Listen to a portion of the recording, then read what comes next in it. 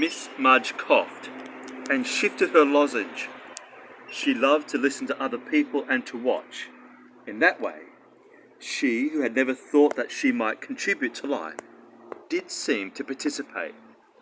Now she observed that her colleague was becoming annoyed. Mrs. Mudge could feel the heartburn rise in sympathy in her own somewhat stringy throat. "My friend is a civil servant," Mrs. Wibley was saying.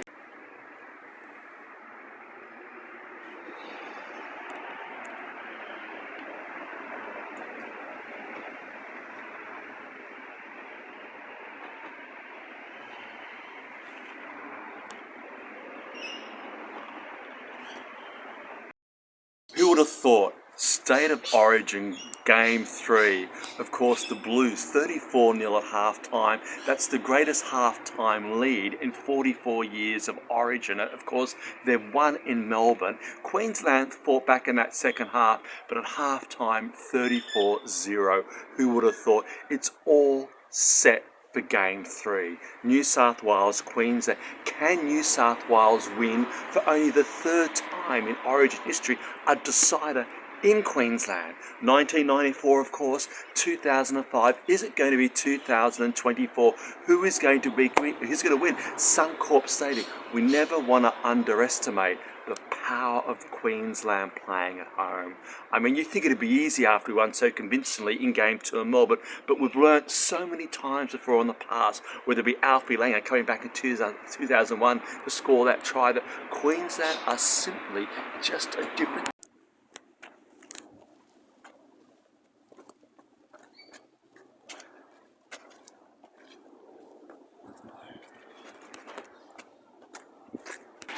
Whenever you're ready. 2, 3, 1.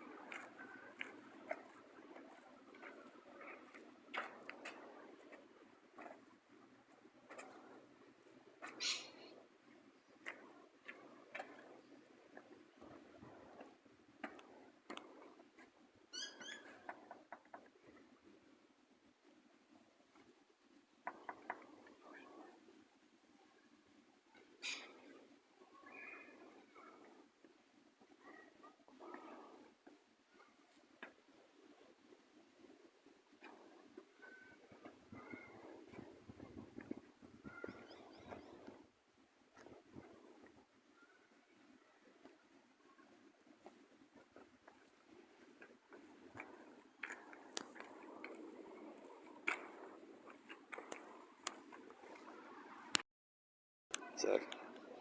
What type of voice do you want? Sort of a relaxed voice or a passionate voice? Or Relaxed. do you want to start? No, just give me a sec.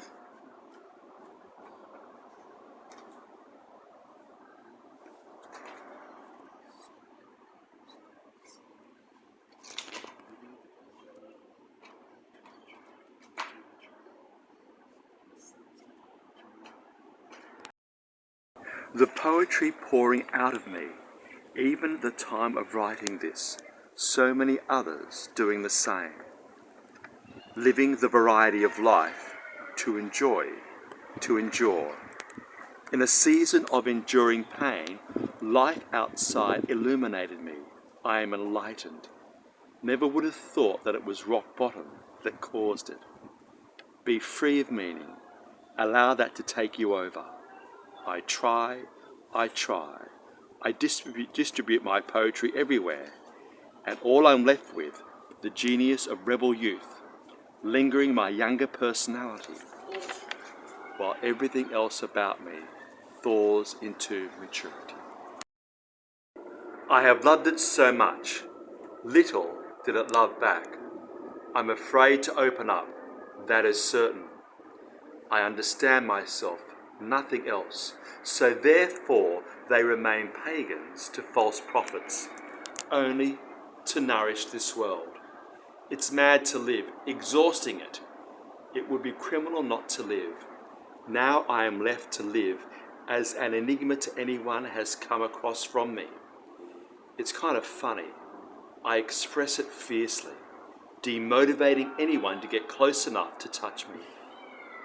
Finding the soul of life, I have found everything besides complete revelations.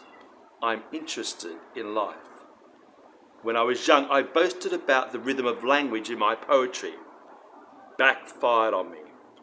When no beauty wanted, lay in bed, turning night in silence, falling asleep, watching the constellations, dreaming away about love itself and nothing more. Then I reminded that I am a poet, got nothing else to offer this world, maybe my dying breath.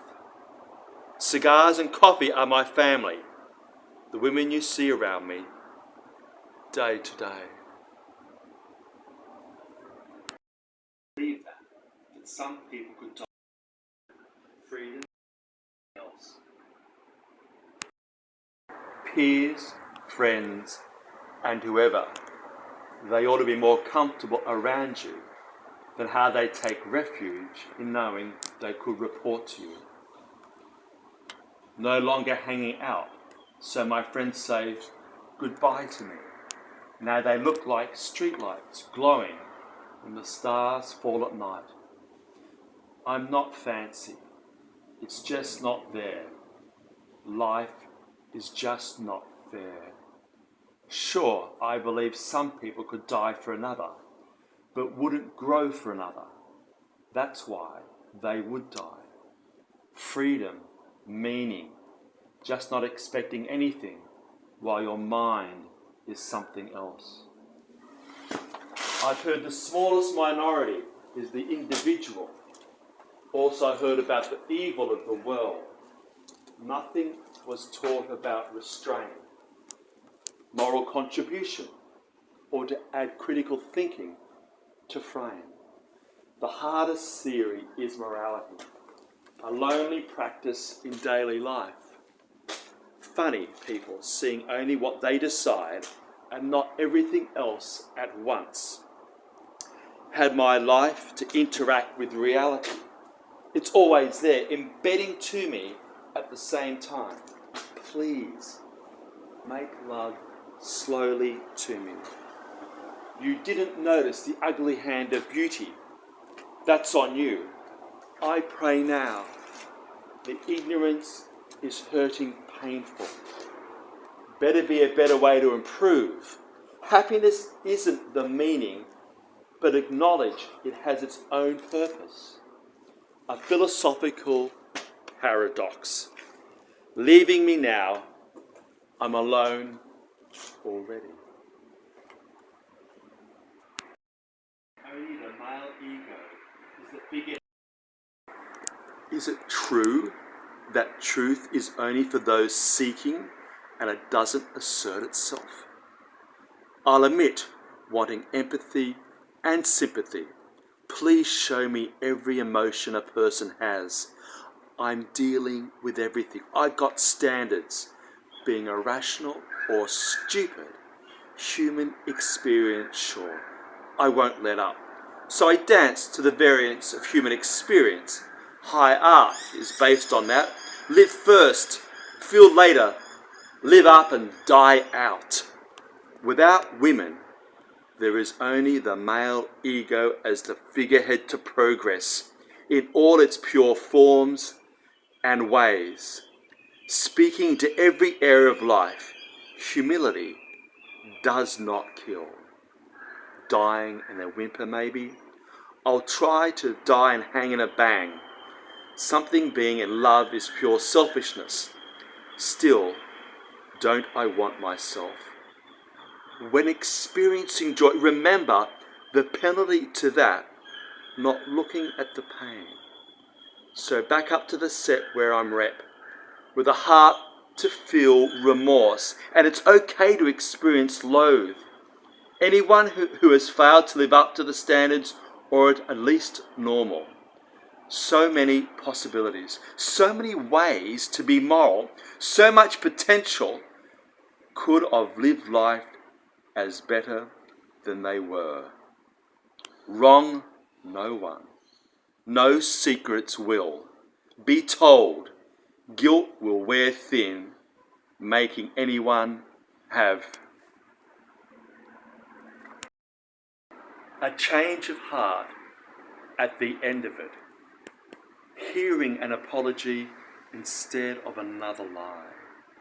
Being found out is the pinnacle or core of joining the crowd. In regret, wishing one never stuck their head outside or never took the chances. Poverty, the lack of opportunity.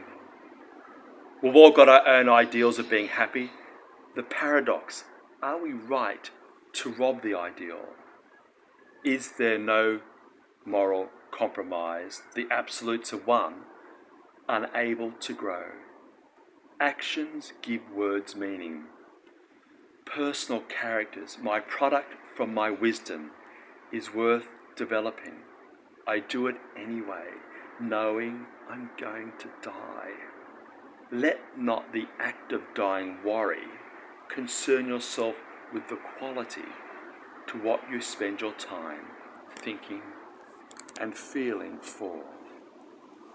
Despair before enjoyment, deepening and widening all the time, as well as one could. The course of action, changing one's value. The face is different. At the end of it all, dreams or none, I'm sure I would settle in just wanting to be a good man.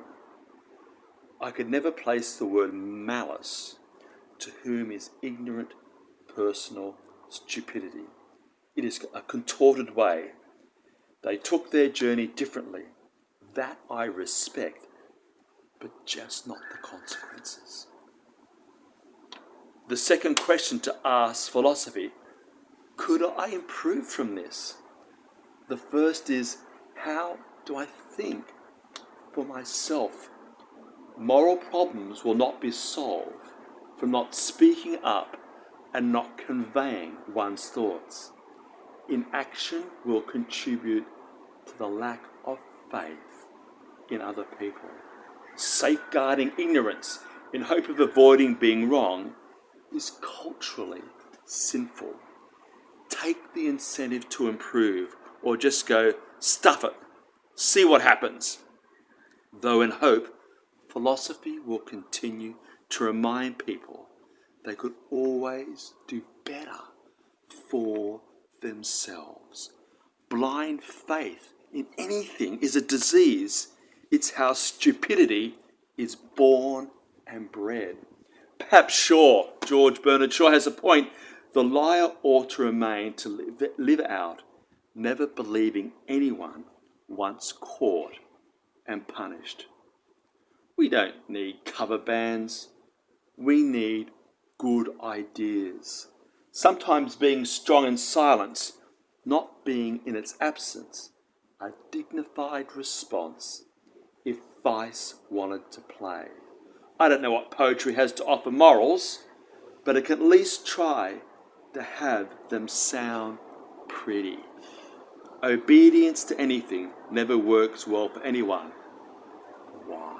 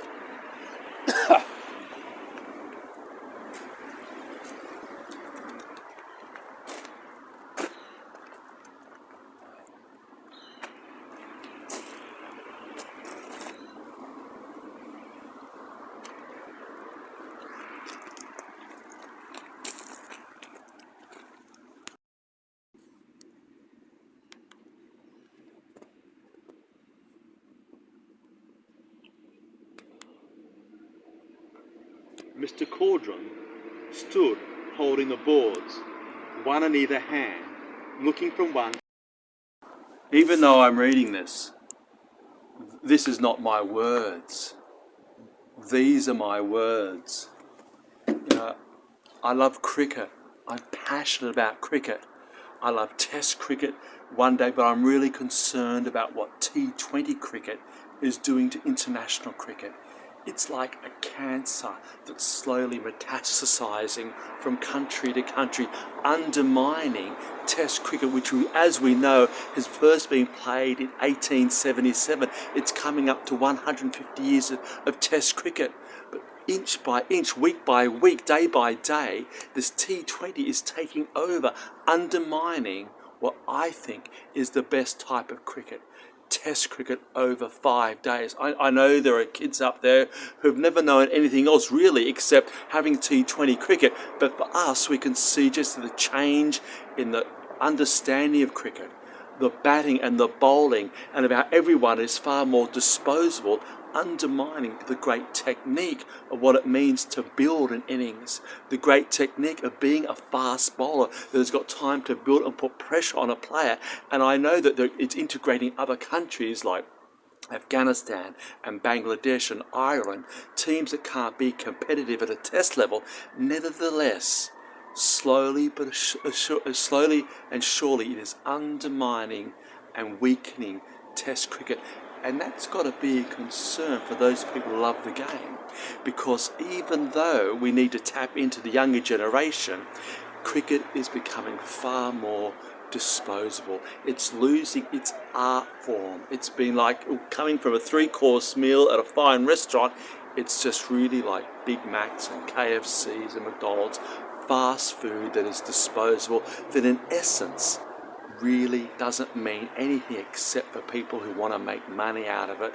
And that's sad. So there's this slow prostitution of this once great game to be in and out, fast and furious, which in essence is fundamentally meaningless to what it has been for the 150 years as we come up to the centenary Test match 150 plus in Melbourne in March 2027. 150, and we must continue to hang on to Test cricket while T20 cricket is around, but it's going to be a losing battle. The question is Test cricket going to die? The answer is no. It's just going to wither on the vine a bit. It's going to lose the idea of it being the pinnacle for a Test player, as people from other countries want to cash in on the T20, dare I say, circus, the roundabout, which goes all the way around the world. Is that okay? How long was that?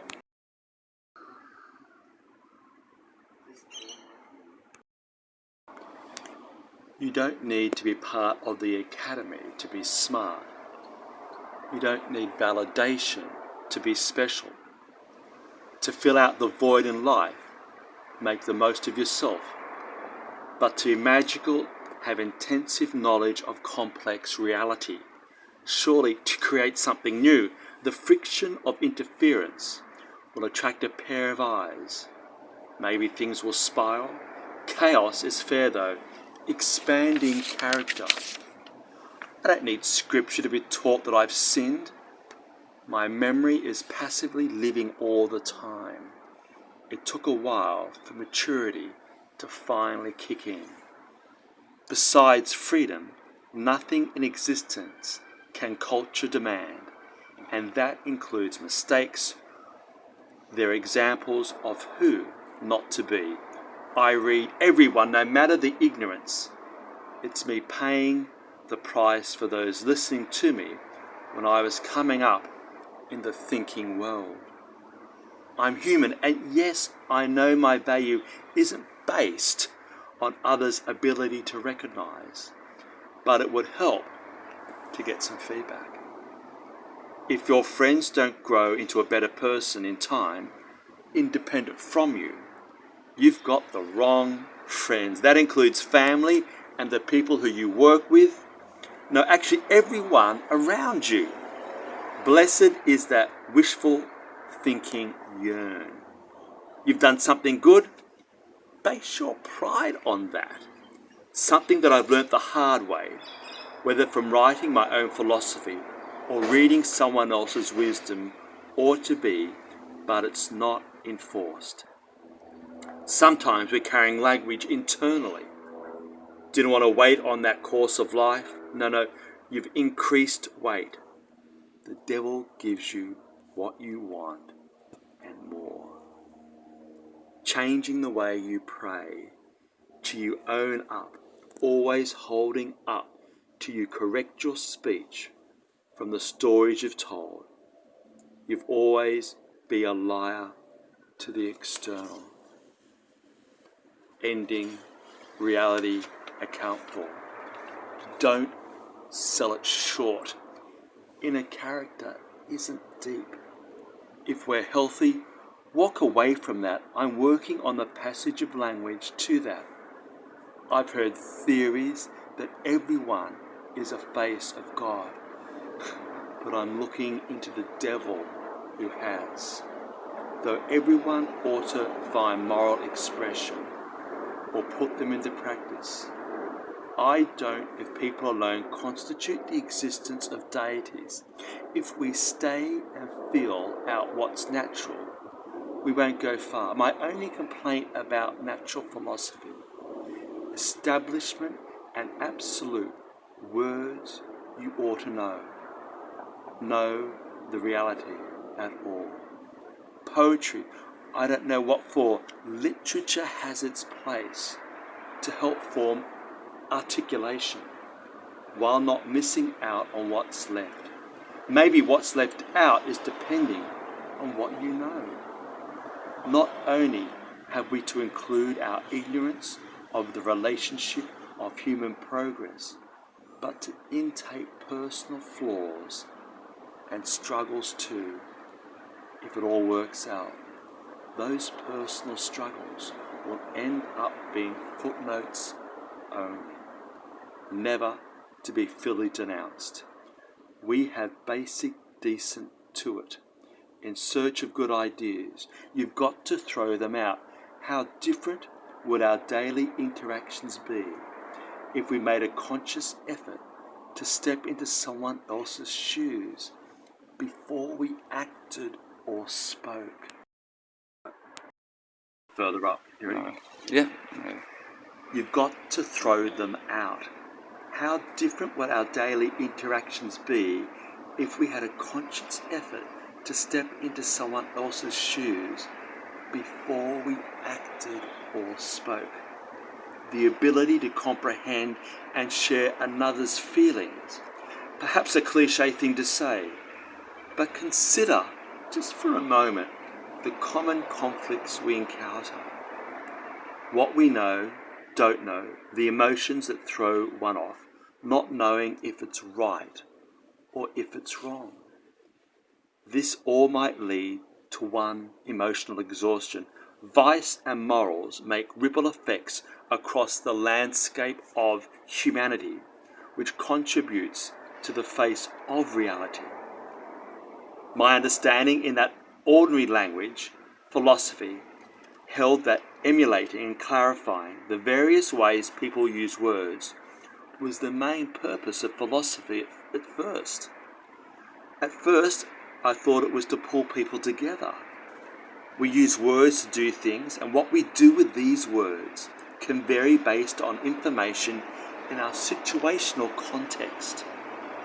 But people are more concerned about buying their groceries or what's happening in the immediate future rather than the tragedies in life. They alternate at that time, as presented by early Higginstein, logical positivism, etc., was to deny that many sentences that were used by second nature almost are absolutely useless. I didn't even know where to begin with this question because it's almost just implausible for me to comprehend. But I guess what I'm trying to understand is why does nothing ever happen in the scale of a reality-changing event for consciousness to witness? I'm sure of it. I'm sure when thinking about it, most people are more likely to witness a car accident than win lotto, and that such things is changing the fabric. I may be very well off driving myself insane. That leads me to the question, is our everyday followers the same dynamic of when we wake up, eat, socialise, follow our individual routes? Every now and then a major event or news happens in our society, but nothing to the scale I mentioned. And this question is asked more, referring to the self than solving world hunger. I think about the more and nothing is ordinary in the sense because so much is always happening at the present moment. Morve, not going as far as moving from zygolist, though as long as people are free to think for themselves. On the other, life is interesting. Maybe my interest in philosophy is a cry for help, and without involvement in life, everything is boring, dull, mundane, lowering oneself to normal.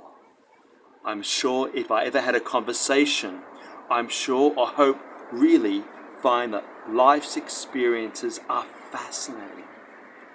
Maybe none of it has come into existence yet, and all I've done is complain about how life is boring for me in philosophically expressive language.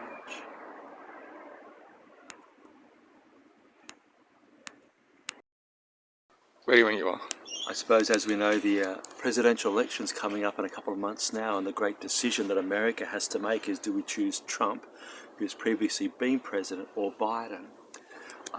I know this may be ageist, but it does concern me that Biden, at the age of 82, is running for what is arguably the most important office in the world, that is the leader of the free world. And even though I think he was only supposed to be he was only supposed to really be a one-term president. I mean, obviously there was the anti-Trump COVID-19, the storming in January, whatever it was, 2021. And so Biden was just there to be really a transitional president for someone else to take over, someone arguably younger who's more articulate. And so when he wanted to go again, I thought, oh no, I just said, that's not really where I want America to be. I want someone maybe a bit more younger, articulate, someone who's going to listen, someone arguably more charismatic. I think one of the greatest attributes any politician can have is that people just want to listen to them, to be able to tune in. And some politicians have virtually zero of that. People just don't engage. And so that's the problem with Biden, that his inability to articulate policy and economics is really going to be to the detriment of the Democrats. And I suppose the question is, what do they do? What do the Democrats do? I think they're going to have to, it sounds very Australian, but move on him. I know it's not the Australian political system, but they do need to sort of say, we just cannot allow someone at the age of 82, it's not so much Biden now, 82 in 2024, what's he going to be like in 4 years' time, when he's 86? I feel the Democrats, if they want to win, they're going to have to move on him and get someone else younger, because Trump, convicted felon, as we well know, but he's not really doing anything wrong. He seems slightly more temperate than what he was in the last time he was president. And so he's just going to sit there and just sort of cruise this in while the Democrats are sort of doing this, and Biden yes, no, Biden yes, whoever. And so I think even though I'm not really a Trump fan, the question is, I don't really think that Biden is the guy to lead America. And so that's going to be sort of interesting come November. Who do they choose? And I think America, for all of Trump's faults, at least he is sort of apparently, articulate, can engage with people, where Biden, people are just turning off in droves. And let's go to Australian politics. What do we do? You've got Peter Dutton. He's gone nuclear power. wow, it's a bit of a shock, really. When he first suggested that, I thought, how is that going to pan out? But then he sort of gave the issue it's going to be just where the power stations are. But I think it's too much of a leap for the Australian people to go from gas and coal to nuclear power. For those of us who remember Chernobyl, April the 26th, 1986, you've got 3 Mile Island, 1979, Fukushima, 2011. They say it's safe, but I just don't think on a large scale that will ever sit well with the Australian public. But that's Dutton's going for it. As he said, it's going to be a referendum, amongst other things, on nuclear power, and I traditionally am more of a Labor Party guy, but as some people are saying to me, what's Albo's agenda? What is he doing? Has he got anything to say? Is he just sort of just treading water? At least Dutton has an agenda, which you have to admire, a politician of conviction. But the next election, has to be held by May 2025, next year. It's going to be interesting whether someone like Albo, steady as you go, not much to say, and is very good at saying not very much, versus Dutton, who's got a Mr. Non-Charisma, but at least he's got a conviction, a belief for what is good for Australia. And I suppose when it comes to politics, it's just nice seeing some type of healthy political divide where you can sort of see where the country is going to go, whoever is Prime Minister, whichever government party is in power. What are your thoughts, Darcy? None at the moment. Is that okay? Yeah, it's going good. Okay. That's sport. Yeah. Sport. You want me to talk sport now? Okay. I was going to think of something to talk about. Okay. Sport. Okay, you ready? Here we go. Well, as we know, the Olympic Games are coming up, and it's a fairly busy time for France on the world sporting stage. You've got the Tour de France, which I sort of quite like because I was never really into cycling per se until COVID struck. I could never understand the jerseys, what colour were they, this and that, and the whole idea of actually having a race where people were involved with it whose goal wasn't to win. They were just sort of like domestics. I thought, it's a bit unusual. But now I've understood who's doing what, stages and everything, I'm sort of getting actually quite into it.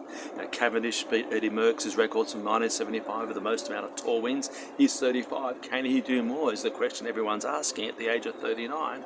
I think he's got one more stage in him to win. I reckon he can make it up to 36, and then I think perhaps retire at the end of the year. Wout van Aert, you've got all these guys, Pogacar. So it's sort of, once you sort of get into who's doing what, and of course there is the scenery. Did I say the scenery? And the scenery. You sort of see these wonderful mountains, and you see these wonderful bridges, and you see wonderful abbeys that have been around, built, 700 or 800 years ago. I mean, you just don't really see that sort of geography, of course, in Australia. And there's some of the hill climbs, you think, I'm sure glad I'm watching it and not riding up them, because they're actually absolutely brilliant. And of course this year, because of the Olympics, which I'll get to in a second, the tour since 1975 has actually finished in Paris. But this year they're not going to do that because of the Olympics. So it's a once-in-a-lifetime opportunity to see the tour end not in Paris. I think it's ending down south, I'm not too sure where it is, but I know it's not Paris. And of course, the Olympic Games, Paris, first had it in 1900, 1924, and of course the centenary, 2024, if you'll excuse me. I mean, good on them, good on them.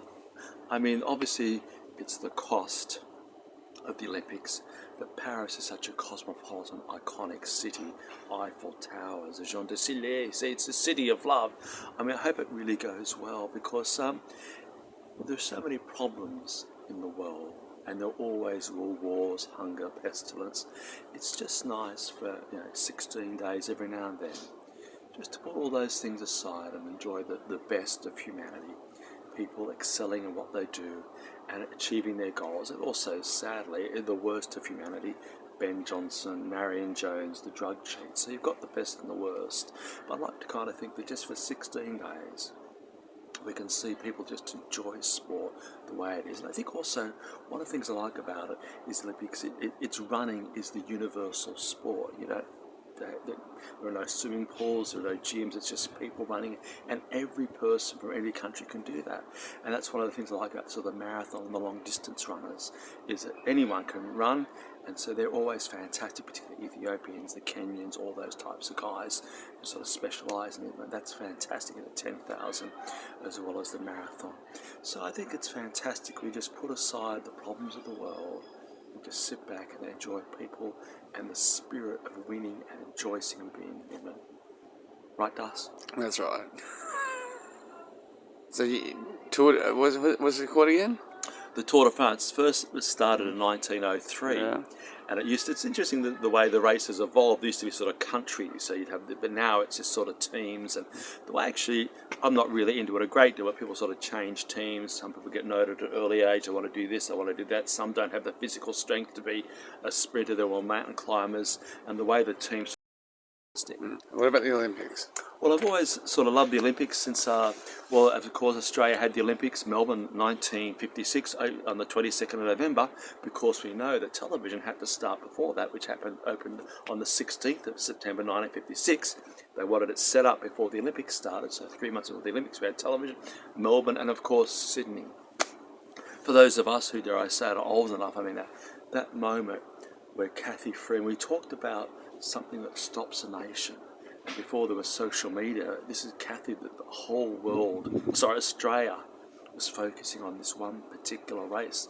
It's hard to imagine just the pressure that she was under, so to speak, with everyone, how many millions of us were at that point in time, just stopped to see this race. It was sort of a where were you moment that sort of still transcends time.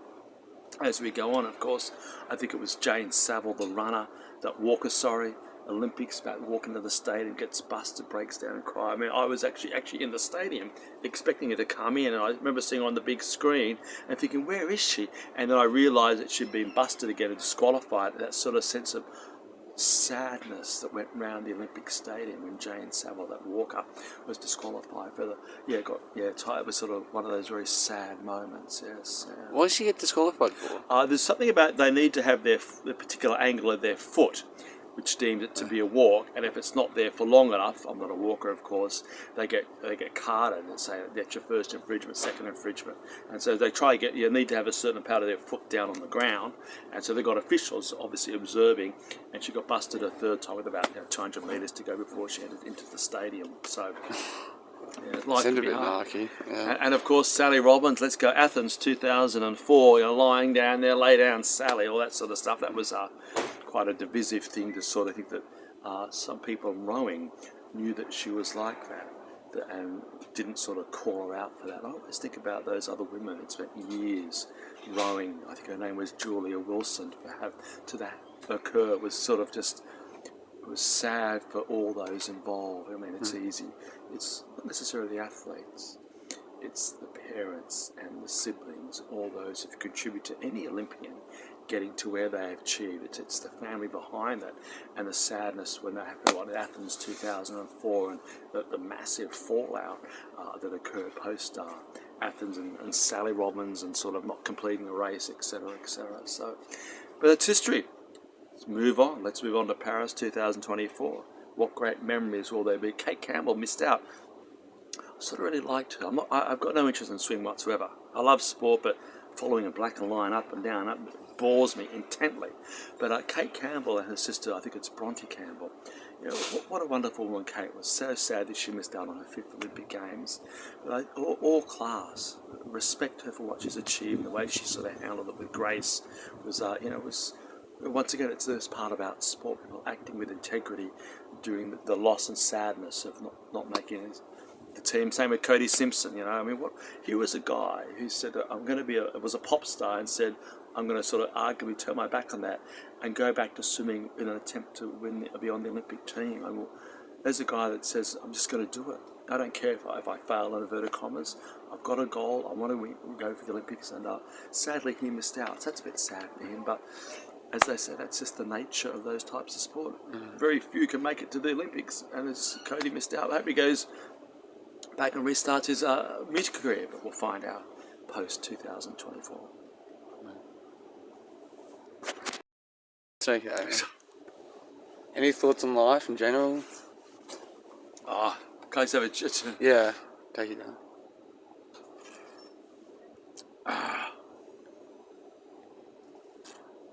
Any thoughts on life in general? I prefer to try something else. I don't know, because is that okay?